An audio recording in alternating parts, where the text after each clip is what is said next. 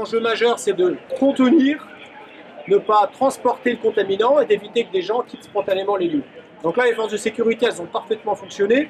Ce que vous avez un peu moins vu depuis l'extérieur, c'est à l'intérieur du stade, des gens qui spontanément voulaient aussi sortir par l'entrée par laquelle ils sont rentrés. Donc là, ils ont été contenus par des forces de sécurité, des sections d'intervention de police nationale qui sont à l'intérieur du stade, pour éviter justement d'avoir des flux supplémentaires qui se rajoutent sur l'entrée de la porte. Maintenant, ce que vous allez voir derrière, c'est la prise en charge par des secondes équipes qui, elles, sont équipées. Seconde équipe du service départemental d'incendie et de secours, seconde équipe du SAMU, seconde équipe des forces de l'ordre. Donc chaque équipe primo-intervenant va être relevée par des équipes, des personnels équipés qui ne seront pas impactés par les effets du sinistre.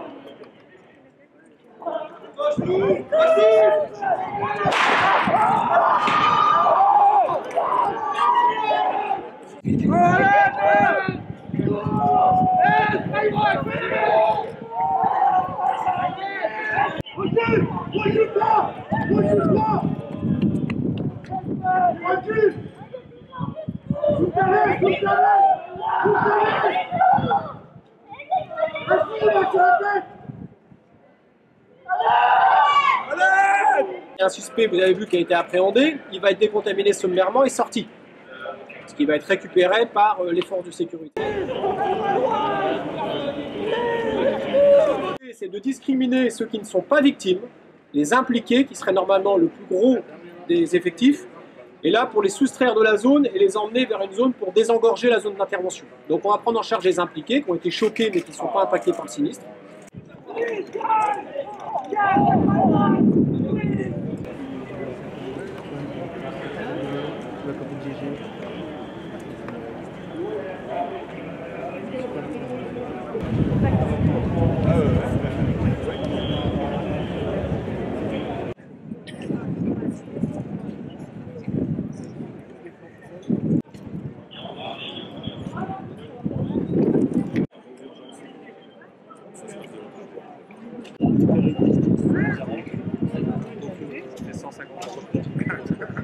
Mes cheveux.